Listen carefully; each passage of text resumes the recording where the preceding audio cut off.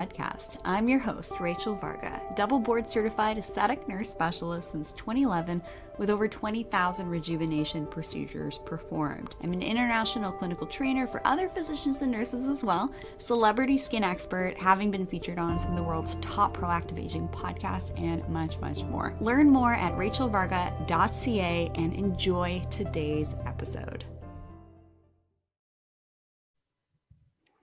Welcome, everyone, to the Rachel Varga podcast. I'm thrilled to have you joining me here today.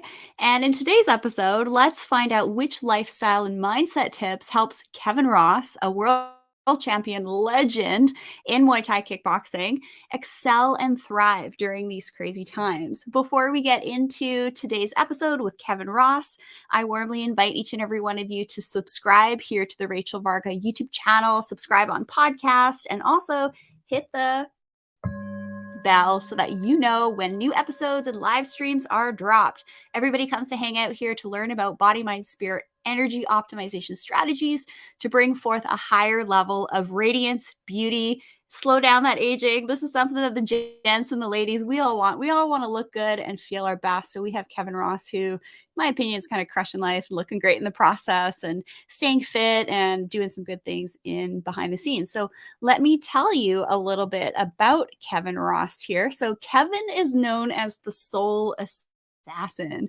He is an American Muay Thai fighter and kickboxer who has also competed in professional boxing, shootboxing, MMA, and Sanshu.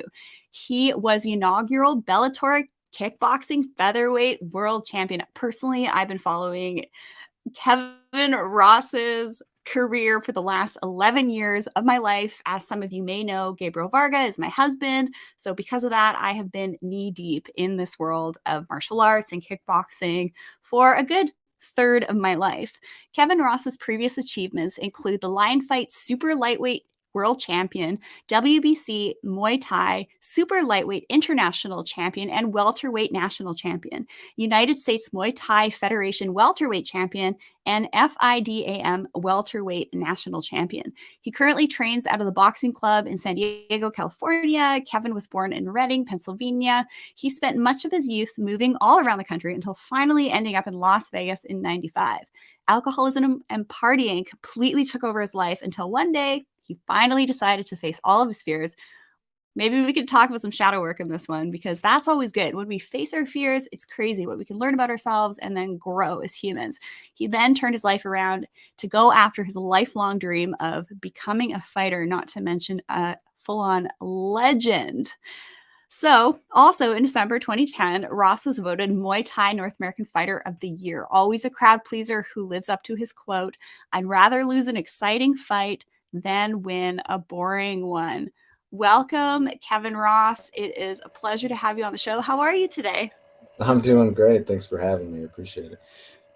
Yeah, it's awesome to have you here. And by the way, I loved your recent interview, well, a couple years ago with Joe Rogan. I thought that was awesome. Yeah, that was actually right before the pandemic started. I was in Thailand for 2 weeks, and then the day I flew back, I went straight to do the day I flew back, I flew over to New York. I did a pool tournament out there, which I won. Flew back, and then that day I did the Rogan podcast. So I was just like jet lagged and going across country and then doing that. So it was a pretty intense beginning of the year, and then everything started, but in the world started falling apart after that. You know what? When I was listening to that interview with you guys, I actually thought one of the things I really like about you, Kevin, is you have this really nice demeanor about you. You come across like very calm, very well spoken. I can literally listen to you talk all day long. So, all of you, if you haven't listened to Kevin Ross's interview on the Joe Rogan Experience podcast, you need to check it out. So, Kevin, share with us your story and what got you into kickboxing and also then to compete on the world stage. Yeah, so it's a long story. I'll try to give you the condensed version.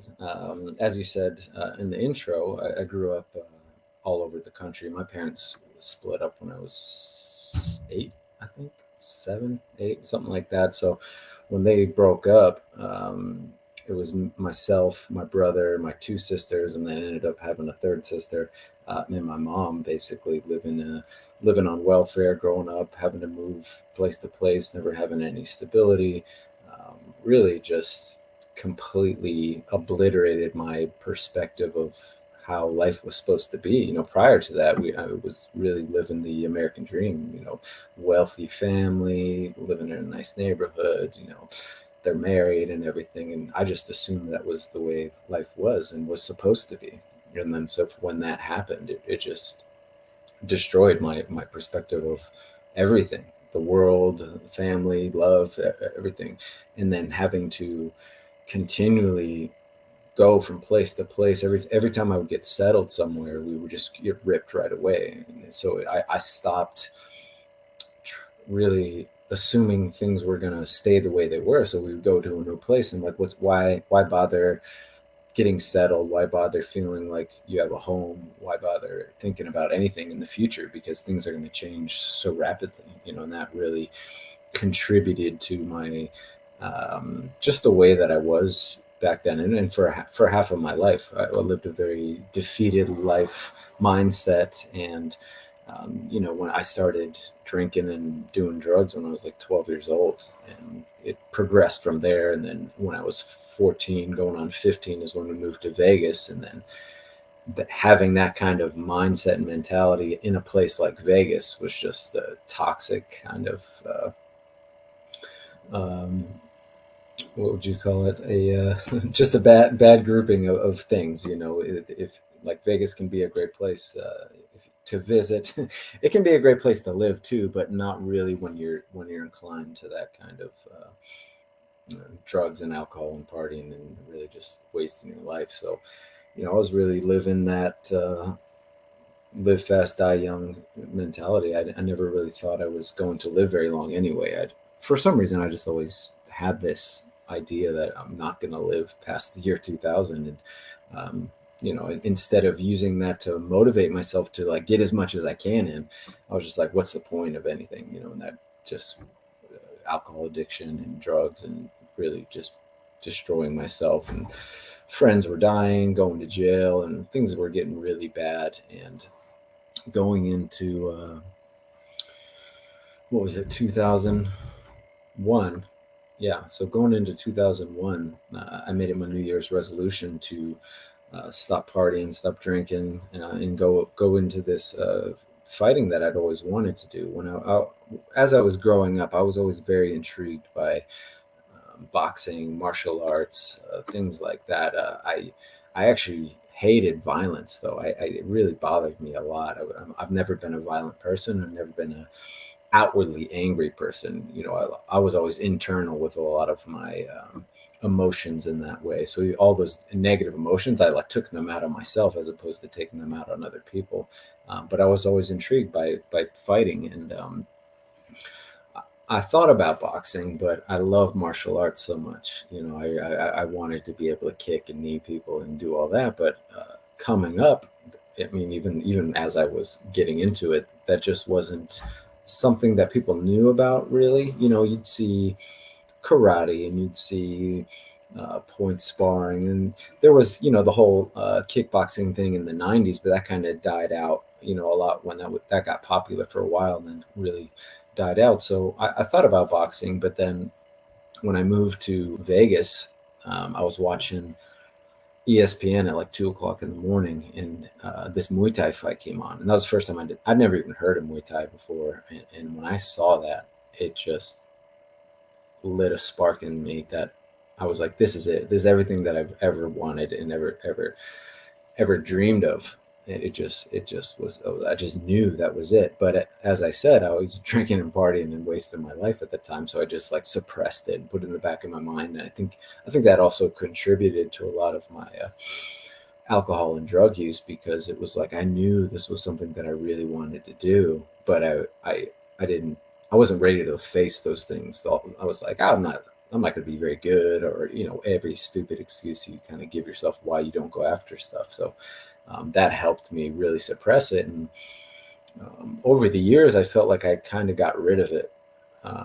But every once in a while, anytime I would see a fight, it would just reignite that again, and I would kind of remember that, and I was like, ah, man, I should really do that. And I'd get motivated from it, but like, oh yeah, but I'd have to stop drinking because I knew like if you're gonna do this, you got to do it right. You can't have all these things holding you back. So I just continually put it in the back of my mind. But as I said, going into like 2001, a lot of my friends were dying and going to jail, and really just had this awakening moment that I missed a huge part of the story. One of my buddies passed away in what was it, '99. So he was 18 years old at the time, and he was actually the only person I'd ever told about this dream I had and this idea I had about fighting. The only person on the planet that I'd ever told that. And when I told it to him, expecting him to laugh at me and think it was stupid, because if anybody knew me back then, they would think like I'm a completely opposite person than I am today. Back then, very very quiet, never spoke, never really did anything, just drank every day. Instead of him laughing at me, he asked me why I didn't do it. And he was like, well, why don't you do it? And then I told him all my excuses and stuff. But he was like, I really think if anybody could do it, you could do it. And that always stuck with me. And then when he passed away, I promised myself that I would do this, that I would go after this, that I would do it. I was like, he didn't even get a chance to fail at a dream, and I'm too afraid to try. What is my excuse? Like, I instead of thinking about those things, I think about the fact that he didn't get to live, and I need to face those things for the both of us, because I need to live for two people. And so that was my going into 2001. That was my resolution, basically, to stop partying, to get into a gym. So I got that first week of January 2003. So this was 2003.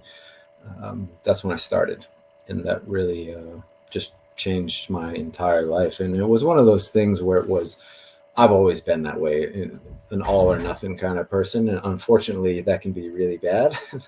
And that's how it was with the partying and the drinking and everything. But if you point it in the right direction, obviously it can be incredibly powerful and a really great thing. So um, fighting and training really was my rehab.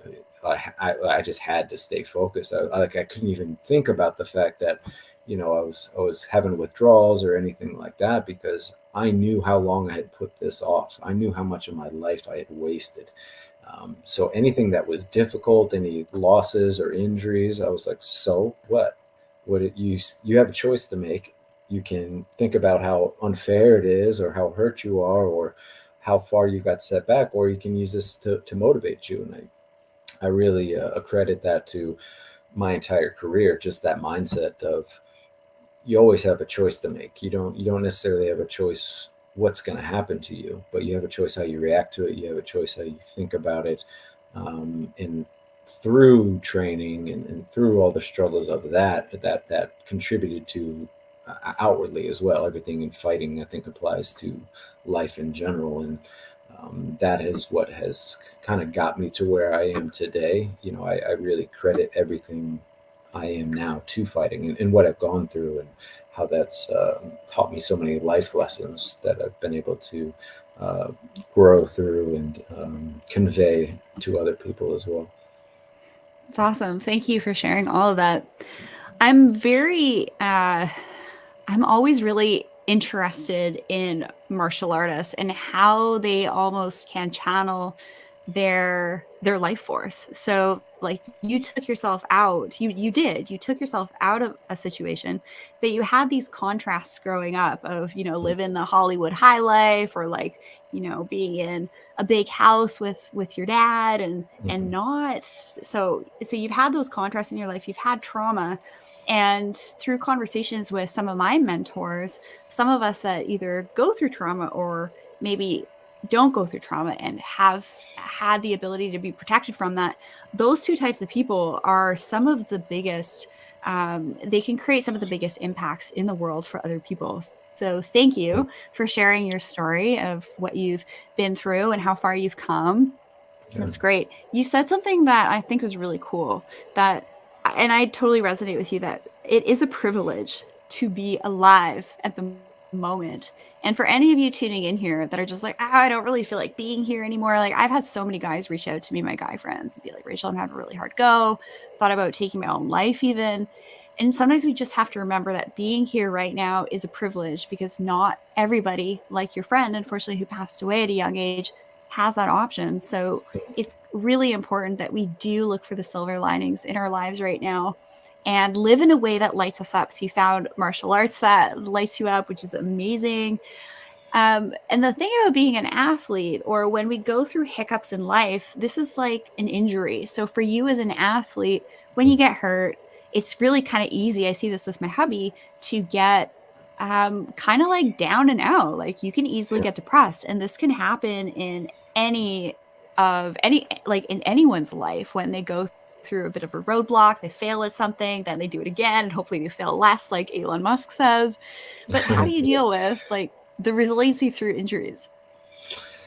Yeah, so so many things that most people would look at as awful and negative and horrible to go through, which they were, also it became extremely positive things because they taught me so many lessons. So like in fighting, I took to it so quickly. Within just a couple months, people thought I'd been doing it for years and years. But so my perspective was, oh, this is just going to be the way it is. Like, I'm going to be great. I'm going to be the best ever, and I'm just going to skyrocket to the top. And that's how I felt all the way up to that first fight. And then my first fight, I just got demolished. I got annihilated. I didn't make it out of the fight. They stopped it in the second Let's round. also preface this that you went in the ring with someone who is 20 pounds heavier than you.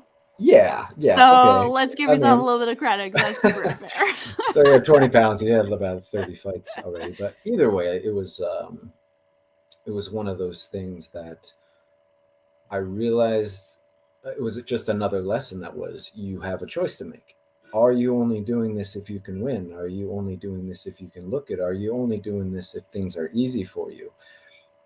And what I had to realize, and what I had to face and understand in that moment, was, no, I love to do this. I love to do this. I might be the worst fighter of all time, but I really love to do this. So that is more of an external thing. And I think a lot of times we view those things as success or good and bad is a lot more external than internal. And it's like having a nice car and a nice house, and like, yeah, those things are great, but if you're not centered in yourself, if you're not strong in yourself, if you're not that same person when you have nothing, then that's just this empty facade that is eventually going to come collapsing in on itself.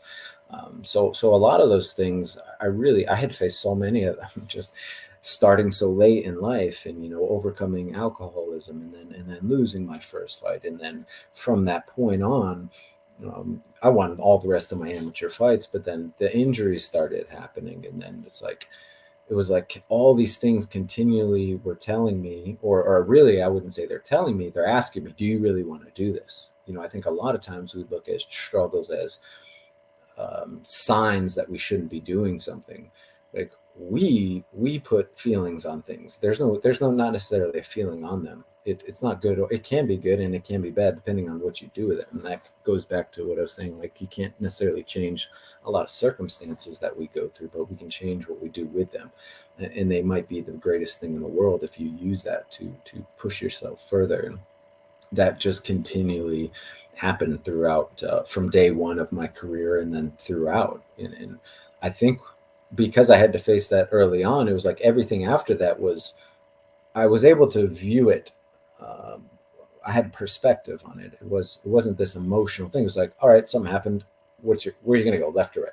And that was it. It really simplified everything. And I think it's, people need to realize it's not about making it easier. It's because it's not easier. It actually, it gets more difficult sometimes because you've gone through so many things. You're like, geez, again. But it simplifies it, and you're able to wrap your brain around it a little bit more, and view it for what it is. It's something that happened, and it already happened. So there's nothing you do about it. It happened. What are you going to do with it? You're going to get better off it, or you're going to get worse, because you're either going one way or the other. And that's really how I viewed not only injuries, but like diet. And when, like, days I didn't want to get up, it's like, you're either getting better or you're getting worse. Are you just like being a baby about it, and because you want to lay in bed all day, or do you want to get up and be the best you can be? And that perspective really simplified so many things that allowed me to get through really, really difficult moments and times in my career and in my life. Just simplifying that choice that you have, not that it makes what you have to do with it easier, but you're going to go this way, you're going to go that way. And, I would say that having that mindset and mentality has allowed me to push through so many things that would break most people. Yeah, for sure. I mean, I've taken a couple plays out of the martial arts toolkit too, dealing with injuries. I've been in two Mm, pretty rough car accidents. None were my fault.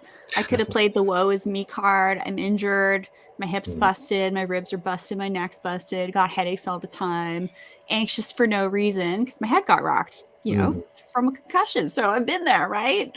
yeah. And it's so anyone tuning in here, if you're like, oh, what's a great way to deal with injuries? Well, number one, you got to have the mindset. So we're going to dive into more of Kevin Ross's mindset. But also, I look at biohacking as a really great way to support the recovery process. But, good old exercise, nutrition, Yeah. and it's really the basics. We kind of overcomplicate things. And the more we overcome tough times in our lives, the more that we can overcome anything else, because the universe is gonna keep giving us bigger and bigger obstacles. Mm, And if any of us in this life has experienced obstacles, it's definitely going to be within these last 2 years. So, which 2 weeks yeah. turned into 2 years awful quick. You all have heard me say that many, many times here.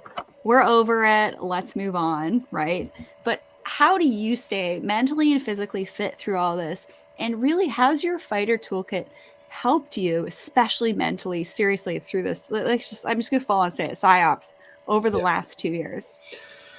Yeah, it definitely has helped me a lot. I particularly when I watch what so many people have gone through with this psychologically and emotionally and all that. Whereas myself, it was just like another day. It's like another day. I'm like, yeah, this is not fun, but whatever. I'm just gonna keep doing what I do and do the best that I can. I think a big thing for me is always making sure that I'm staying healthy, eating right, exercising, because it's like when I retired, I took like a month off, and it was getting rough, and I was like, all right, like I can't live like this, so even if I never train again or whatever, like I need to be healthy. So like before even dwelling on how I was feeling, or being depressed, or just like not very excited about life or anything, I was like, just start getting your body moving again. And then it's like you do that and it opens up a little bit more, and then you're like, all right, well, I'm gonna start eating better and start getting a little healthier. It's like, as you said, I think so many times we want to jump to that quick fix, whether it's surgery, whether it's medication, whether it's whatever. Like you might never end up needing that, but if you don't address those things that you can do, everybody can eat better, everybody can move their body a little bit. Maybe you don't have time for exercise or whatever, you have time to walk a little bit farther, you can park your car a little bit farther away, you can eat a little less junk food.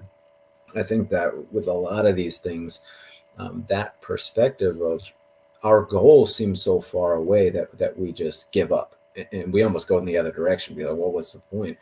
And instead of seeing how far away it is, it's like, well, what can I do today just to be a little bit closer and not make it worse? So maybe I'm an alcoholic, and you don't need to go cold turkey like I did. Just start cutting back a little bit, like cutting back with like not 10 drinks, I'm gonna have 9 drinks, and then maybe I'm gonna do that for a week, and then maybe 8 drinks. And if you use these like incremental small scale things, it's easier to think about, and you don't get so, it doesn't seem so impossible, because you might not even get to that end goal, but you might get halfway there, and that's way better than where you were.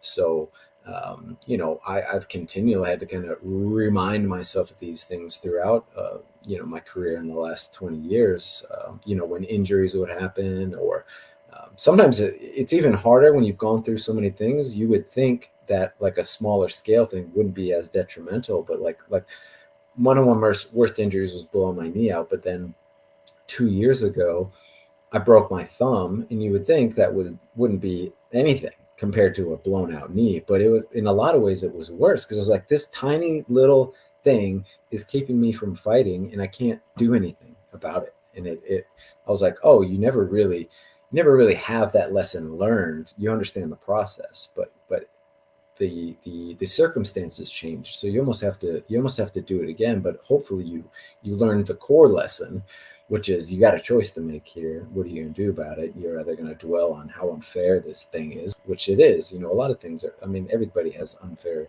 things. I think we assume that those that are successful have an easy time of it, which is the opposite of what's true. So we always have these choices to make. We all have these opportunities to get stronger, to get better, to get healthy, or do the opposite. And I think the more that we can use these seemingly insignificant situations, like just getting up in the morning early, or just eating a little bit better, or just having a better attitude on a bad situation. Like every time we do that, we get stronger and we get better. Everything you can has that same similarity of like getting stronger with weights. Like you got to start small. Like you can't all of a sudden lift 100 pounds more than you've ever lifted. You're like, all right, I'm gonna go 5, and then I'm gonna go 10, and then I'm gonna work my way up like that. And if you use that mentality towards everything, you realize it's just a small, steady process of seemingly insignificant things, but you add all those things together, and then you're successful at the end. But it might not seem that way in the process. But now you look behind you and you see how far you've come. So I think the more that people can do that, the better. Yeah, that's great. It's all about taking those baby steps. Is that your significant other in the Yeah, background? yeah. It's like, when should I make dinner? Aw. In case you guys don't know, Kevin Ross has a particularly powerful partner, in my opinion. You guys are like two forces. And I mean, I was going to kind of ask about how you both support one another, but first I wanted to really kind of just say thank you for what you're sharing. I just listened to you and I'm like, yeah, you're full on like mindset coach here. You got a good career ahead of you. I can help you out with cultivating that. But baby steps. It's all about those baby steps. It's all about taking one actionable step a day, or like one little tweak in your mindset to pull you out of a funk, even if it's just for a moment, like sticking your head in the sand for a couple hours or a couple days at a time. There's nothing wrong with that at all. Yeah. I think that was a big thing I had to learn. Like, it's okay to take a break. It's okay to step back. It's even okay to go in the opposite direction. I Yeah. think for myself, when I was having some really frustrating times early on, not being able to get any fights anymore because nobody wanted to fight me, and just all these things. I'm like, what is it? Like, I can't even do this anymore. Why am I going to keep doing this? Or why don't I go? It was hard for me not to switch to MMA or something else, because everybody that I trained with, everybody that was around, was having all these really huge fights, and they were making all this money and doing all this stuff. I'm like, why am I still doing this? I can't And even do what I kickboxing's want to do. tough. Like, Yeah, trust it's me, kind of like tough. I It's know what really it's tough. like. I feel like kickboxers are seriously underpaid, like for your skill set. If you compare like the income from a kickboxer to a boxer, it is just not fair at Yeah, all. And like it's just especially part of in it. Muay Thai, Yeah, like, yeah. Muay Thai is, is, right? is without question one of the most underpaid combat arts that people And know it's an about. art form.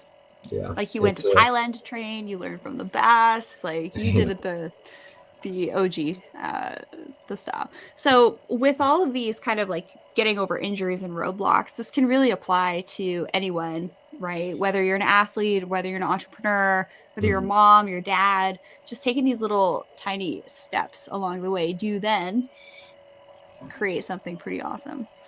So my next question, kind of like for the ladies and the gents in the audience here, what does the divine masculine and feminine mean to you? And how do you think men are handling this crazy world right now? And because men are always seen as like the ones that have to support the partners, but I feel like right now it's really a little bit more of an exchange. How I see it, how's it been for mm. you guys? Yeah, I would say that's how life should be, where it is a partnership, and there isn't necessarily one person's supposed to do this and one person's supposed to do this, because it's a combination of the two working together, and your strengths are going to overcome my weaknesses and vice versa. And for generations and generations, we were stereotyped into like, you can only do this and you can do this, and that just the way the world worked contributed to that, where women couldn't work and they couldn't do X, Y, and Z, and so the man had to go out and do this. So in a positive way, it's started to change, but I think we've almost gone too far, like we do with a lot of things, where they started to demonize that masculinity and even that femininity, where you're not supposed to be that way anymore. So a lot of people, tried to stay away from it, because you look at that extreme, and what we always forget is that the extreme side of anything is negative, even positive things. So it's very easy to demonize any side of really anything, because you can always point to that extreme person in that context and say, yeah, see, this is bad.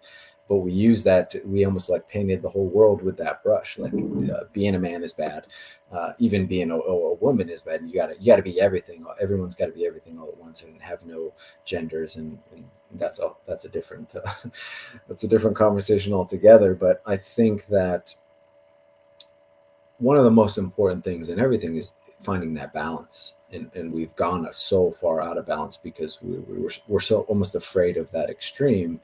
But now we're on the other extreme, and that's bad too. That's not healthy either. There needs to be a balance. There needs to be the ability for people to just be themselves and not feel like they have to do this, that, or the other, because that just contributed to so many other negative things. And in a relationship, or just in your life in general, the feeling like you're supposed to be something. I think it's good to encourage some of those things, but when you do it in a way where if you aren't this way, you're a bad person, or you're not a man, or you're not a woman. I don't think, obviously, that hasn't been helpful to anybody. Over earlier on, it suppressed so many people, and then once they were finally able to kind of live their lives, then it almost became extreme, like everyone has to be this way now. Where that's almost just as bad as it was prior. Like, we don't think it was, but we're going to look back on this time, whereas like, yeah, maybe we swung the pendulum back to the wrong direction. Now we're too far over here. We got to find that balance in those things. And it's, as I said earlier, with like diet and lifestyle, like we're so quick to like, oh, we have to fix it now, we have to do it now. It's like we're like so afraid of we're so afraid of death, and we're so afraid of all these things that we're fighting against it so much that we're not even living anymore. Like, what is really the point here? What is the end goal? Is it just to live for as long as possible, no matter what? Or do you actually want to have like a quality of life and be a person? Or do you just want to be a robot? And that, you can say that's a crazy thing, but you can see where all this is headed. They want to neutralize humanity, almost like you can't have opinions, you can't have genders, you can't have politics, you can't have this, that, and the other. And like, everyone's just like suppressing that pulse of life. But that's what keeps us alive, and like trying to minimize those extremes, which can be very negative, is what we should have been doing, instead of trying to like flatline everybody. We're like, everybody's the same, nobody has opinions, everyone looks the same, everyone feels the same, everyone's the same, everything. And I don't know anyone that really wants to live in that world, even though you might have this bad experience with the extreme side of something. Like, you don't want everyone to be you. Yeah, you mentioned a couple of things. So for me as a woman, I've been, told, get the degree, and now to be an entrepreneur, you got to do the 9 to 5 grind, and then you got to do like the 16 hours a day, 7 days a week. You got to grind it out, be in your masculinity to get ish done. The thing is, that affects women's reproduction and our aging processes. Okay. So it's really important for women to not go into that masculine too much, but to have that balance. And then for men, it's almost like the cool thing about martial arts is that it's such a balance of the masculine and feminine. It's really cool. But yeah, what you also alluded to was like programming.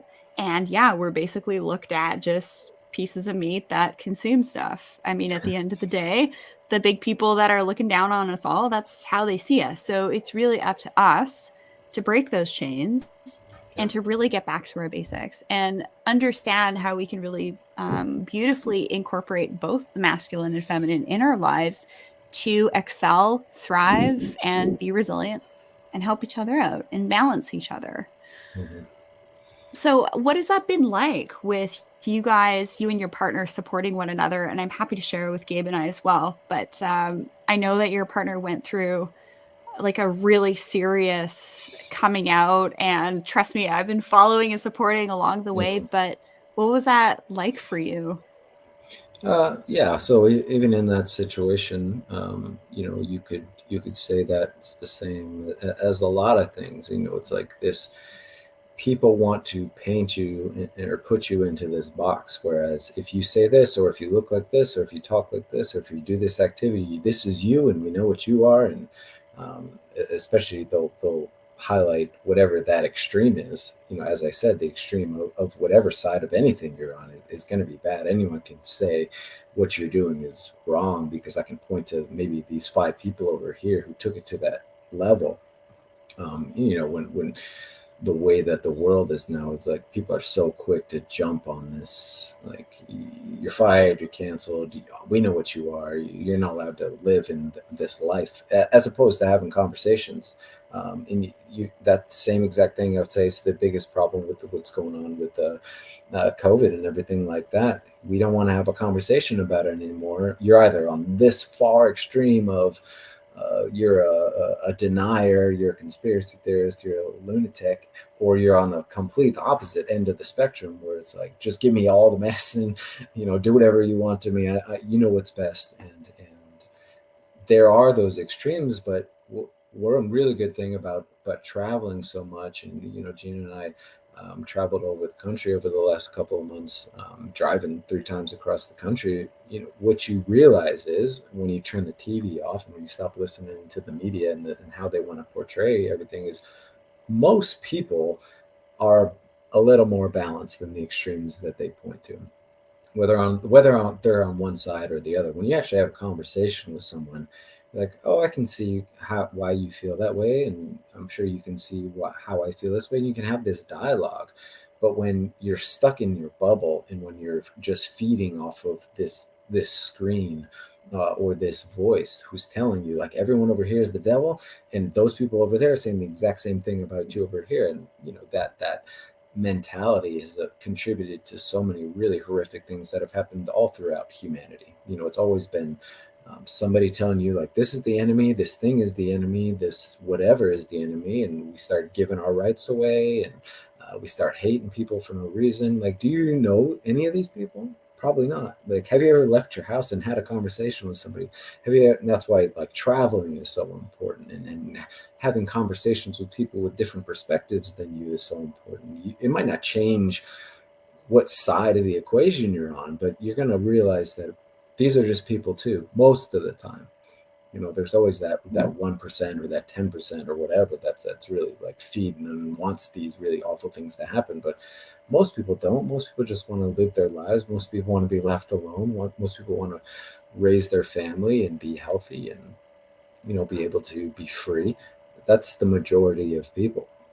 But it's very easy to polarize these groups, particularly when you're only shown that side of people through the media. And then once you understand, like, oh yeah, well, only 6 companies control the entire world media, now you can understand, like, how this is so easy to pit us against each other. And the more we're locked inside, the more we're forced to not interact with each other, the worse that's going to get. So we need to have these conversations. We need to talk to people that disagree with us. But it's like, we almost made that a bad thing, to, like, arguments are bad, or conversations with people that don't think or look or act like you do is bad, which we're doing the opposite of what people say they want to do. Like, what we want to do is have conversation.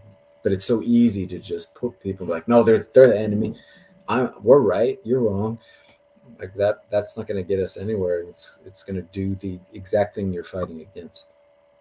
Yeah, this stuff goes pretty deep. I just want to say a huge thank you to you and Gina for standing up over the last couple of years here. Kevin, I tried sharing you multiple times on social media, but you're shadowed. So clearly you're Yeah. doing something right, in my Yeah. opinion. Yeah. But also, to Gina for coming out. And the crazy thing is that here's the silver linings. She had so many wonderful opportunities come her way. She probably got to work with some better companies, even. And then for yourself, when you said, when you got off the plane, you were then on Joe Rogan and you'd been traveling a ton. Our lives are different now. Our lives, I think, are like a little bit slower. But I'm curious. I think that some partners aren't always on the same wavelength, and it can be really tough. Yeah. So I'm not sure if that's the situation with you guys, but that is definitely a hard thing that's happening right now. Yeah, well, regardless of what the situation is, like you're probably not always going to be on the same wavelength. And as we just got done talking about, that's why it's so important to have conversations. Tell people why you have the perspective that you do. Maybe they don't. If their upbringing was different, if their religion was different, if their consumption of media was different, you're going to see things different and there's a reason for that. As I said, most people think they're doing the right thing. Most people think they're living the right way to an extent, So have a conversation with someone that doesn't see things the same way you do, and you might change the way you feel about it. All that it's going to do is it's either going to strengthen your feelings on what you believe, or it's going to give you a different perspective. Why are we so afraid to have conversations with people that think differently than us? Why are we so quick to demonize people that don't view things the way we do, that don't have the same mentality that we do, that don't have the same education or religion that we do, as if there's like one way that's right. Yeah. So we got a couple of questions and comments coming in here. Thank you so much for joining us here, all of you who are tuning in. We got Lady Marine. We got Tristan Abbott. Shout out to Kevin. Yeah, you're totally a legend. Um, Really interesting. We're seeing like some shifts with social media, some more decentralized. We're talking decentralized internet, decentralized finance. And then now, get Zion's decentralized social media platforms, all these other types of platforms. Mm-hmm. One of the question was, I think that people are just kind of afraid of what's to come and like transhumanism and like all these other choice points. It's just been quite a wild ride. But I'm just curious, how how are you staying high vibe right now and really continuing to feed your soul, staying fit? I know for yourself and my hubby as well, like you guys don't actually like to fight, but you like to train. You like you like that. You guys don't actually want to hurt each other. I mean, when you first think of No, like a fighter, I love to fight, but yeah, I don't like to you guys are hurt like people. big teddy bears deep But I inside. don't, I don't really view it as, even though it's extremely violent and obviously we are hurting each other. I've never had that kind of emotion towards it, because I have always viewed it as, playing football or playing basketball or whatever. Like you don't view them as like, even though they're not hitting each other. My mentality around it has always been that way. And I would say there has been some negative aspects of that, to where I do enjoy it so much, as opposed to be like, hey, this guy's trying to hurt me, I need to stop him from hurting me. I'm just enjoying doing it. And so I think sometimes that has played into maybe me not pushing it hard enough, where I was like, I need to like stop this person from hurting me. I'm just enjoying the exchanges, and I'm enjoying the physicality of it. Like I enjoy being in there as much as like I enjoyed like sitting on the outside and watching it. So yeah, it's but again, I think that we all have different reasons to do stuff. Some people need to have that kind of anger and dislike for someone to really push them to hurt them, and some people like myself, and I think like Gabriel as well. It's a sport that we love to do, and this is just the physical aspect of it, but it's not an emotional or there's no anger there, or hatred to, or like it's like I don't really want you to get hurt. I mean, you probably like someone's going to get hurt, but I want you to come out of it as healthy as you can. And if you do get hurt, I want you to get better as quickly as possible so you can keep doing this. Yeah, I think something that just came up in the comment here. It's not like completely related to what we're talking about, but I don't know. Maybe let's go. You're super wise, Kevin. I can Oh, tell you've that's done a lot of inner work. Yeah, a lot of shadow work. Kind of tuned into the inner child. You've done a lot of healing around that. So I just want to commend you because men that do that have this like they have radiance, which is one of the reasons why I wanted to have you on the show because you have this radiance. And I think that so many of us are just caught up in how we do this like pre-approved replica of ourselves on social yeah, media and we forget that life is like right in front of us. yeah. So how are you kind of like escaping the matrix and living your best life right now? I think well, it's helped that I never really viewed social media or success or any of those things as an external how I never viewed it as how other people viewed me, and that's also what's kept me very humble in so many ways. Like I've never viewed myself as this person in the sport. Like I don't view myself any differently than somebody that just started.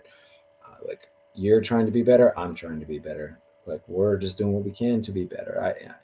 I've kind of always been that way in a lot of ways, and I think as I came up, I did see those two extremes of the side of person that was only doing it for how they look and just like this ego about it, and then I saw the opposite of that, which was the humility. And both of them were extremely like talented and aggressive and violent fighters. I realized like you don't have to be this way, and you don't have to be this way either. Like I don't feel like everyone should be the way that I do. And actually, Joe Schilling and I had this conversation years and years ago. Um, there was like this point where he almost started to try to be like the nice guy, and to be this. And I was like, that's not what I was like saying. I was trying to say, just be you. I was saying, you don't need to go out of your way to be an asshole just because people expect you to be an asshole. But I was like, if you don't like somebody or you need that, don't try to be different. I was like, you just don't need to like fall down that road. You're just playing into it, and that can be a negative thing if you aren't being true to yourself. I think that's the most important thing. Wherever you are on that line, it doesn't really matter. I think being true to yourself, being true to what you believe in, always being open to learning more and growing more and being different, but don't feel like you have to be this, that, or the other. And I think unfortunately, social media has really um, highlighted and almost encouraged people to be that. Like they feel like I have to show the world that this is what I am. I got to put these filters on my pictures so I look this way. And when all these people are only viewing life through that lens, they think everyone else is that way. Now I have to be that way too. I have to be pretty. I have to have really great days. I have to show everybody these adventures that I'm on. I'm like, yeah, but that's not real life at all. And I think I was fortunate to really come up the way that I did, grow up the way that I did. And then also I got to really be in that transition of no social media, no computers, no nothing, and watch how those things evolved and see the good and the bad that comes with them. So I was very conscious of not falling into that psychology and mentality. But even if you know those things are there, they still get in there, even a little bit.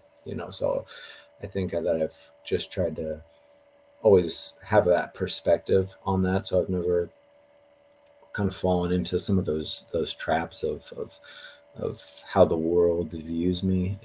As I said, I spent half my life being the completely opposite person. You know, the way that I growing up poor, growing up, I was a punk rocker and all that kind of stuff. So I never really cared how people viewed me, or like, I never wanted to go along with the crowd. So I've kind of just always been that way. And I think that ironically, the funniest thing for me is, I was always viewed as such an outcast growing up. And then over the last 2 years and everything that's been going on, it's strange. It's so strange for me to be on the side of like actual like intellectual people and people that are viewed a certain way. I'm like, I've always been here. I've always been like this like crazy lunatic kind of like bucking the system person. And I'm like, this is really strange for me to be surrounded by so many different highly successful people are viewed highly successful, and it really did fracture the world. But I think so many people, it's like you almost like you demonize so many things that weren't necessarily like they were actually on the right track. It's like demonizing the conspiracy theorists. Well, like, yeah, like some of them go a little far and that kind of thing, but how many of them have been spot on?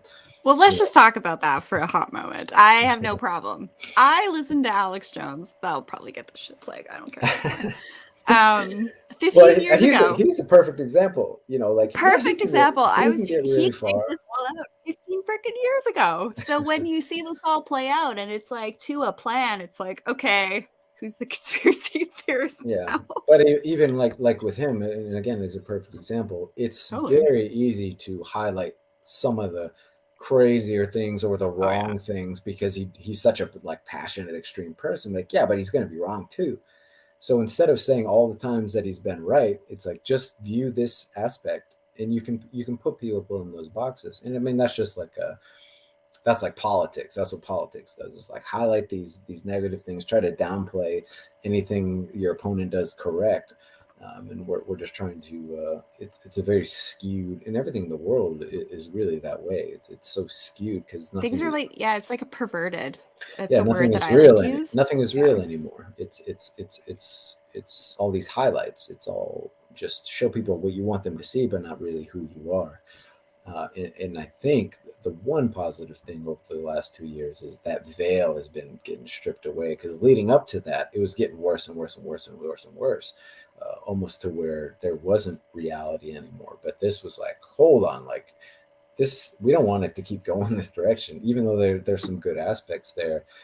We now people are seeing more and more and more how manipulated they have been and how controlled they have been. Like, all these things that are happening right now, this isn't new. It's not new at all. It's been going around for my life, generations and generations. Psychological textbook stuff playing out in front of ourselves. For myself, having that understanding since I was a child of that, this hasn't been that dramatic of a thing for me. So I'm like, yeah, you didn't know that? Like, how did you not know that?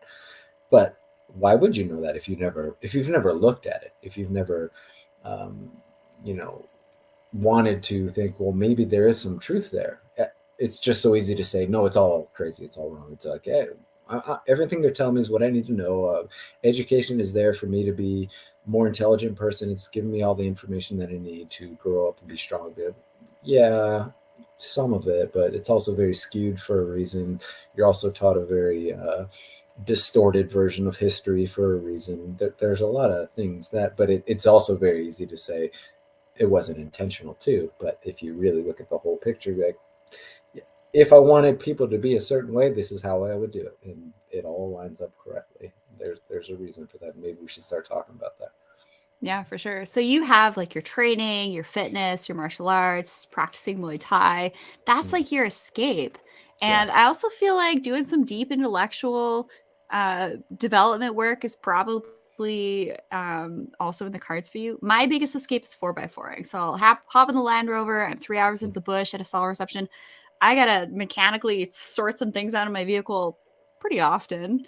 And it's really empowering to just like get out of the matrix. So like you can't even check your phone. You can't even call for help if you needed to.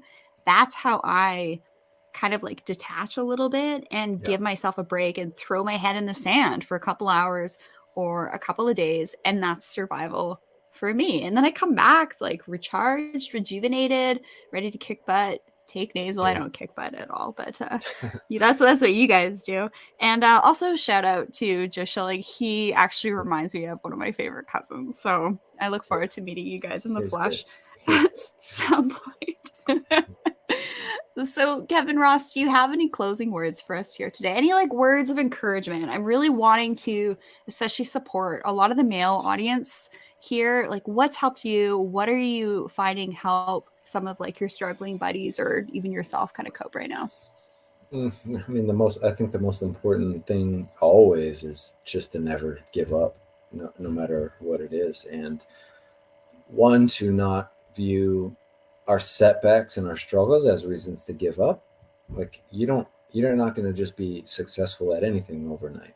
even if you've been successful at it your whole life, you're going to have setbacks. You're going to have days when the world is telling you like this isn't for you, and that's where I think it can be very important sometimes to take a step back. We almost feel like I was this way, for the first probably 10 years of my career. I was like, no matter what, no matter how hurt you are, no matter how sick you are, like you show up, you do the work, you just go, go, go. And it's very important. I think you need to, because most of the time we're too much of a baby about stuff. But there are times when circumstances happen, things happen in life, injuries happen, where just continually hammering it over the head is counterproductive. Sometimes that means easing back a little bit. Sometimes that even means taking a complete break. And I was getting into this earlier, but I didn't finish this.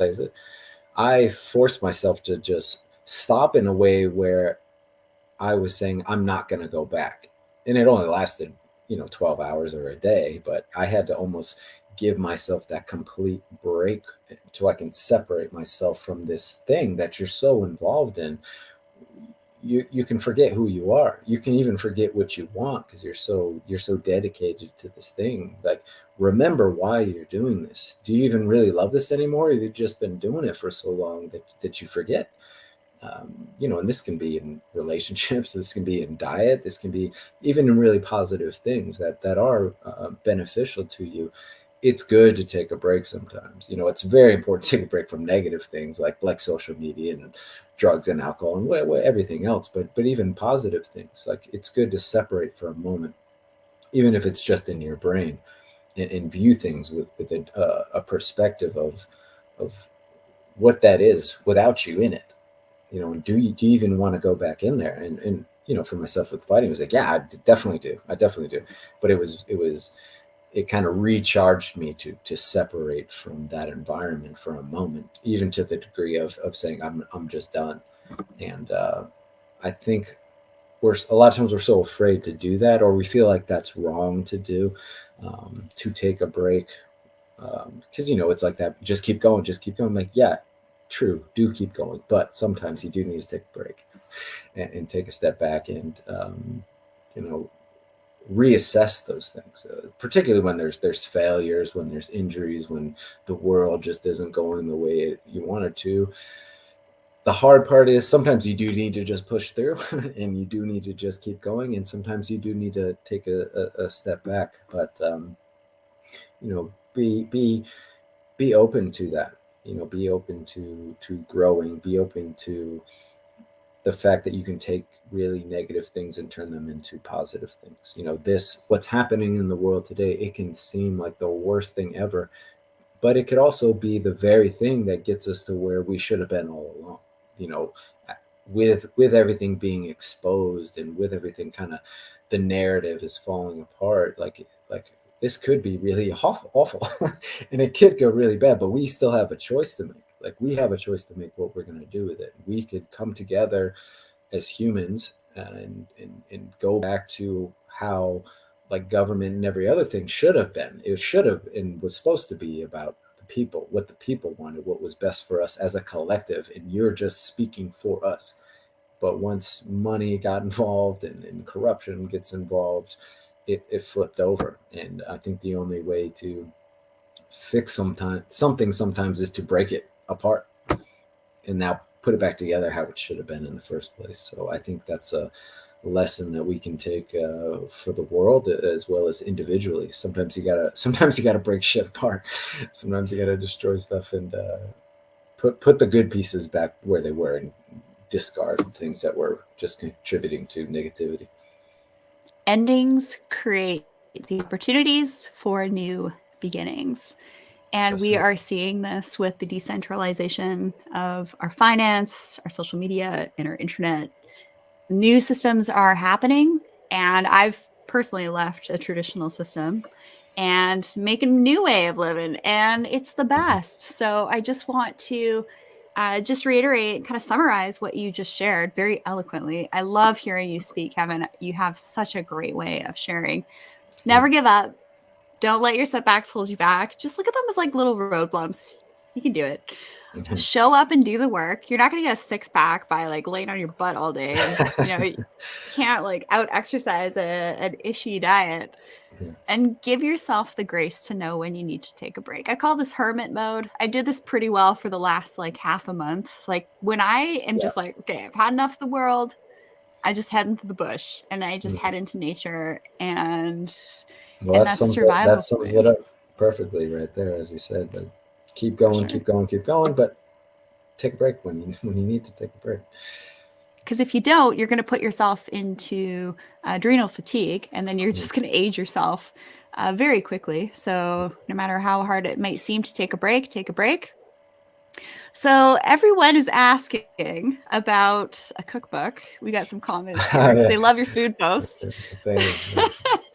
Yeah, I'm really. I mean, the cookbook, as well as my autobiography and a couple other things, are things that I'm always kind of working on. What I'm trying to figure out is the best way to move forward with them. Whether, like with the cookbook, I might start doing some videos and put them out that way, like online and stuff. So I'm just trying to collect all this stuff together so I can figure out the best way to package it all up and push it out there. But there's no dates or anything for when that's going to be done. I tried to give myself, I was supposed to be done with my autobiography last year. I was like, all right, we're going to put it out this year. But at the same time, I don't want to release it till I think it's done, until I think it's good, which might never happen because I'm a perfectionist when it comes to stuff like that. But I'm always working on it, just so you know.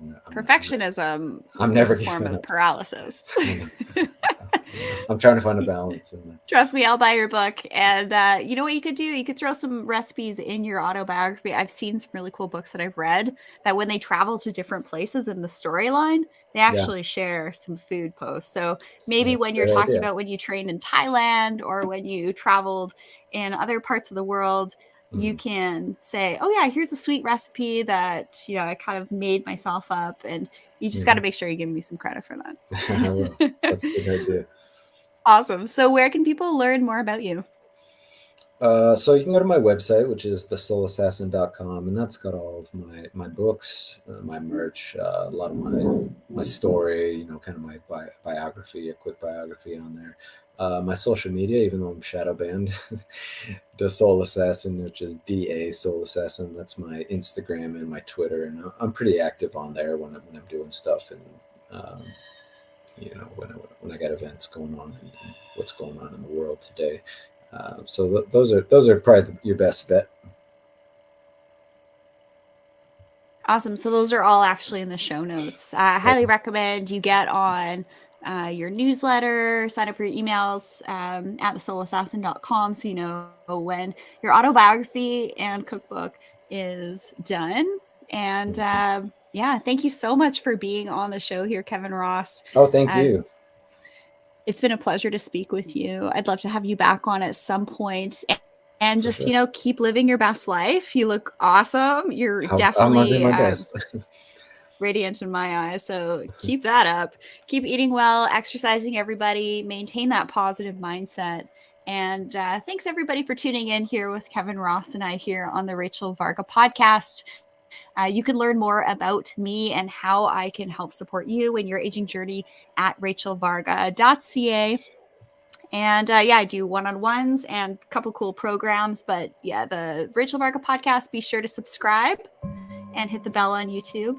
And I'll be sure to share this episode and email it out in an effort to help support, especially a lot of men right now. They're going through some stuff. So thank you, Kevin, for being very transparent and joining us here on the Rachel Varga podcast. Thank you for having me.